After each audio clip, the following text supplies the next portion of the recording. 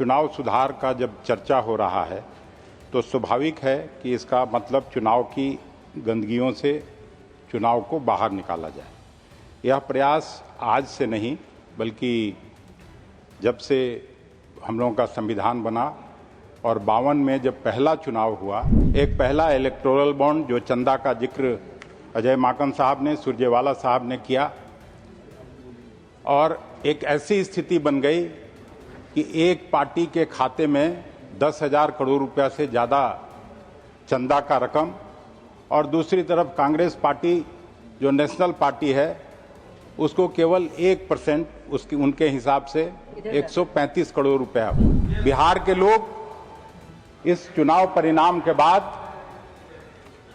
सोच ही नहीं पा रहे हैं कि ये क्या हुआ है, हमने किसको वोट दिया और वोट कहां गिनती हुई, इसकी जानकारी से लोग हतप्रभ रह गए।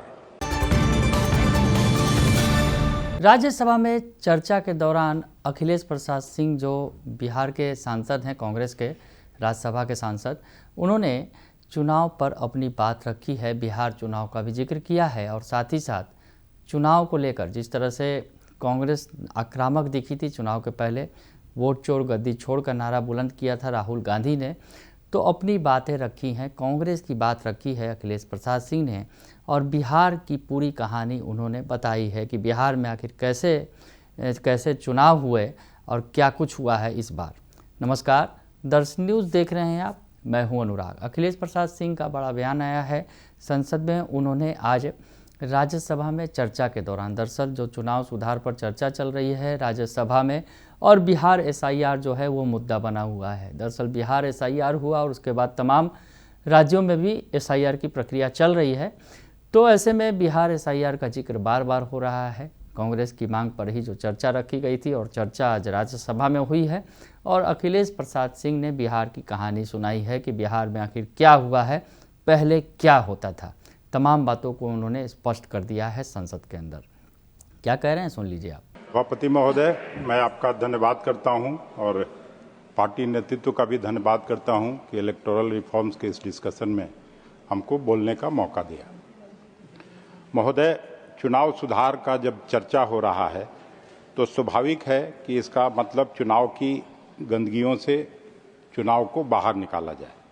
यह प्रयास आज से नहीं बल्कि जब से हम लोगों का संविधान बना और 52 में जब पहला चुनाव हुआ उस समय से ये प्रयास चलता रहा है और मुझे अच्छी तरह से याद है कि 1952 में के पहला जो आम चुनाव हुआ उसके बाद उस समय के प्रधानमंत्री स्वर्गीय जवाहरलाल नेहरू जी ने चुनाव आयुक्त को ये पत्र लिख के और उनको उसका रिपोर्ट मांगा था, ये कहते हुए कि ऐसे तो आम चुनाव बहुत सफल हुआ है, लोग तारीफ कर रहे हैं, लेकिन कई विसंगतियां भी देखी गई हैं और इस पे मैं आपका रिपोर्ट चाहता हूं और फिर उसको करेक्टिव मेजर लेने के बारे में सरकार सोचती है।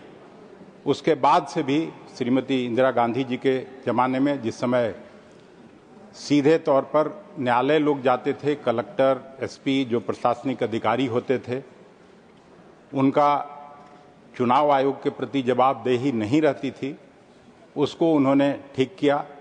फिर स्वर्गीय राजीव गांधी जी ने भी अपने ज़माने में जो 21 साल जो छात्र आंदोलन बीच में हुआ, छात्र आंदोलन के बाद हर जगह से ये आवाज़ उठने लगी, विश्वविद्यालयों से, वकालत खाने से, सब जगह से आवाज़ आने लगी कि 21 की जगह उम्र 18 होनी चाहिए। वो भी स्वर्गीय राजीव गांधी जी ने किया और स्वर्गीय राजीव गांधी जी के ज़माने में ही आज सरकारी साइड से हमेशा महिलाओं को 33% आरक्षण देने की बात हो रही है कई वर्षों से, नारी बंधन और कुछ कुछ जो नारे लगाए जाते हैं, लेकिन स्वर्गीय राजीव गांधी जी ने उस समय अपने कार्यकाल में 33% महिलाओं का आरक्षण ग्राम पंचायतों में, जिला पंचायतों में देने का काम किया। अब उस तरफ से जो दो बड़े संशोधन हुए चुनाव सुधार के सिलसिले में, एक पहला इलेक्टोरल बॉन्ड जो चंदा का जिक्र अजय माकन साहब ने, सुरजेवाला साहब ने किया, और एक ऐसी स्थिति बन गई कि एक पार्टी के खाते में 10,000 करोड़ रुपया से ज़्यादा चंदा का रकम, और दूसरी तरफ कांग्रेस पार्टी जो नेशनल पार्टी है उसको केवल 1% उसकी उनके हिसाब से 135 करोड़ रुपया हुआ। तो ये इस लेवल प्लेइंग फील्ड जो बनाने का संविधान का जो मकसद था बाबा साहब अंबेडकर का, जवाहरलाल नेहरू जी का, उससे साफ ये हो गया कि एक तरफा चुनाव होना है। और मैं बिहार से आता हूं, बिहार में मैंने देखा है कि इस बार किस तरह से चुनाव हुआ है। बिहार के चुनाव में जिस तरह से धन बल का जो नंगा नाच हुआ उसे हम सब ने देखा है। खुलेआम हिंसा की वारदात हुई, मैं उसके विस्तार में जाने की आवश्यकता नहीं समझता हूं, लेकिन धन आप दाएं हाथ से बांटिए, बाएं हाथ से बांटिए, धन तो धन ही है। और चुनाव के समय में जो धन दिया जाता है उसको घूस के रूप में ये किया जाता है। दूसरे राज्यों में जब इसी तरह के बड़े फैसले हुए चुनाव के समय में, तो चुनाव आयोग ने उन पे रोक लगाई। लेकिन बिहार में 6 तारीख को और 11 नवंबर को जो चुनाव होना था, 9 नवंबर तक 10,000 लोगों के खाते में गए। और अब जो मैं सुन रहा हूं कि महिलाओं की जगह कुछ पुरुषों के खाते में भी गए, उसकी भी लड़ाई बिहार में शुरू हो गई। और चुनाव आयोग मूक दर्शक होकर इसको देखता रहा। तो चुनाव आयोग, आप भी बोल लीजिएगा, उसमें क्या है। 2 मेरे जो सहयोगी हैं उनका बिना बोले सहमति जता रहे हैं। हाँ, तब तो ठीक है, तब वापस आने का हो सकता है।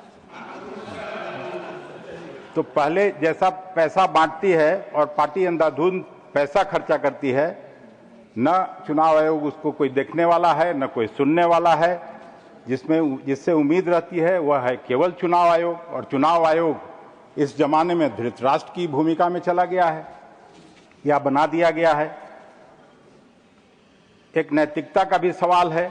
चुनाव आयोग की जितनी विश्वसनीयता अभी गिरी है, हमने आजाद भारत में कभी देखा नहीं। महोदय, एक समय था जब बूथ लूटा जाता था बिहार और उत्तर प्रदेश में, वह कम से कम दिखाई पड़ता था। अब जिस तरह से इस जमाने में जिस तरह से साइंटिफिक रिगिंग हो रहा है, मैं तो बोलूंगा कि ये डे लाइट रॉबरी है। वोटर की राय को संसाधनों से बदला जा रहा है। मैं पूछना चाहता हूं, चुनाव आयोग किसके लिए अकाउंटेबल है? भारतीय जनता पार्टी के लिए, सत्ताधारी पार्टी के लिए, या संविधान के लिए? असली सुधार तो चुनाव आयोग को संविधान के प्रति अकाउंटेबल बनाना होगा। पर जो लोग उसकी ट्रोजन हॉर्स बने हुए हैं, वो क्या सुधारेंगे? महोदय, मैं आपको बता दूं, दुनिया का इतिहास देख लीजिए। लोकतंत्र जब जब लहूलुहान हुआ है, जब जब लोकतंत्र पर ग्रहण लगा है, जब जब डिक्टेटरशिप आया है, तब वह बैलेट के रास्ते आया है, जिसका जिक्र दिग्विजय बाबू ने भी किया। चाहे वो हिटलर का समय हो, ब्राजील या लैटिन अमेरिकी देशों का उदाहरण हमारे सामने है। मैं इस सदन और सदन के बाहर के लोगों को कहना चाहता हूं कि एक किताब है, हाउ डेमोक्रेसीज डाई, 320 पृष्ठों का। हालांकि हमने भी पूरा नहीं पढ़ा, लेकिन यह भी जब चर्चा शुरू हुआ था तो मैं आधा उसको जरूर पढ़ा। इस पुस्तक के लेखक हैं स्टीवन लेविंस्की और डैनियल जिब्ला। बहुत ही अच्छी किताब है, मैं पढ़ा हूं। वे साफ साफ लिखते हैं कि 21वीं शताब्दी में लोकतंत्र को खतरा गोली बारूद, क्रांति या हिंसा से कम बैलेट से अधिक हुआ है। उन्होंने कहा है कि ऐसा करने वाले लोकतांत्रिक संस्थाओं को कमजोर बनाते हैं। उनमें ज्ञानेश कुमार जैसे लोग को बैठा दिया जाता है। प्रधानमंत्री जी, मुख्य चुनाव आयुक्त कर दिया जाए, उसमें कोई ये नहीं है। प्रधानमंत्री जी डीकोलोनाइजेशन की बात बढ़ चढ़कर करते रहे हैं, इस हाउस में और उस हाउस में। स्वागत योग्य है। पश्चिम के प्रभाव से मुक्ति तो ठीक है, पर पश्चिम की तरफ झांकना भी बंद नहीं करना चाहिए। वहां इंस्टीट्यूशन को स्ट्रांग किया जाता है, इसलिए ट्रंप जैसे लोगों के आने के बाद भी वहां की संस्थाएं राजनीतिक व्यवहारों से अप्रभावित रहती हैं। वैसी स्थिति में भी संस्थाएं ठीक से चल रही हैं, लोगों के वेलफेयर स्टेट के काम हो रहे हैं। पर आज आपने सभी संस्थाओं पर कब्जा कर लिया है। मुझे उससे भी कोई फर्क नहीं पड़ता है कि उसमें आरएसएस के लोग बैठे हैं, योग्य हैं अयोग्य हैं, लेकिन मुझे तो लगता है कि जिस तरह के अयोग्यों की फौज से आप अंध भक्ति से संस्थाओं को कुचल रहे हैं, देश फिर से टीएन सेशन, हम लोगों के जमाने में 1995 में टीएन सेशन को याद कर रहा है जब ये चुनाव हो रहा है। बिल्कुल। और टीएन सेशन और आज के जमाने के अंतर को भी हम लोग देख रहे हैं। यह अंतर लोकतंत्र के प्रभाव को दिखाता है। रोज भावनात्मक मुद्दों को उठाकर देश का ध्यान हटाया जाता है। मूल मुद्दे जहां आपने 2014 में छोड़ा था, 2025 में भी वहीं के वहीं हैं।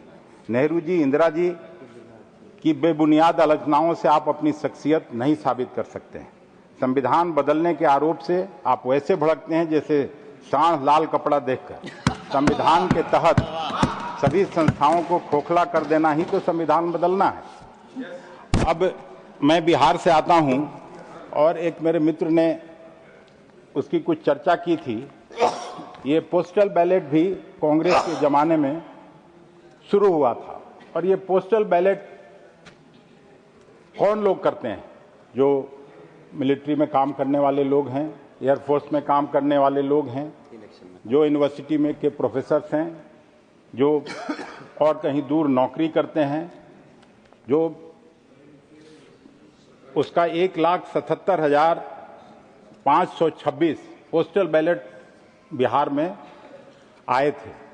और उन पोस्टल बैलेट में जो इंडिया गठबंधन था, कांग्रेस पार्टी थी, लेफ्ट थी या आरजेडी थी, उसमें आरजेडी को सबसे ज्यादा 93 सीट्स मिल रहा था, जेडीयू को 48 सीट, बीजेपी को 37 seat, INC. The remaining time of the Congress should be given to Akhilesh. You don't have any other speaker? No. The last speaker from Congress. I am giving all the time to Mr. Akhilesh. Okay. नहीं, इनको बोलना है। इमरान को time दिया है। इमरान के लिए लिख के Please continue. Please continue. Please continue. Please continue. तो इसमें अगर परसेंटेज में अगर ये करें तो 27.2% आरजेडी को, जेडीयू को 16.5%, बीजेपी को 17% और इंडियन नेशनल कांग्रेस को 10.6%। तो ये जो पढ़े लिखे लोग हैं, जो समझदार लोग हैं, इनका वोट बदलाव के पक्ष में था। और फिर जब ईवीएम का जो वोट खुला, उसमें सीधा बदल जाता है। बिहार के लोग इस चुनाव परिणाम के बाद सोच ही नहीं पा रहे हैं कि ये क्या हुआ है, हमने किसको वोट दिया और वोट कहां गिनती हुई। इसकी जानकारी से लोग हतप्रभ रह गए कि ये बदलाव किसके लिए। जो ये लोग कैंपेन चलाते थे, जंगल राज की बात करते थे, उसके पक्ष में पढ़े लिखे लोगों का वोट आया और राम राज्य की पार्टी तीसरे नंबर पर चली गई। ये स्थिति है।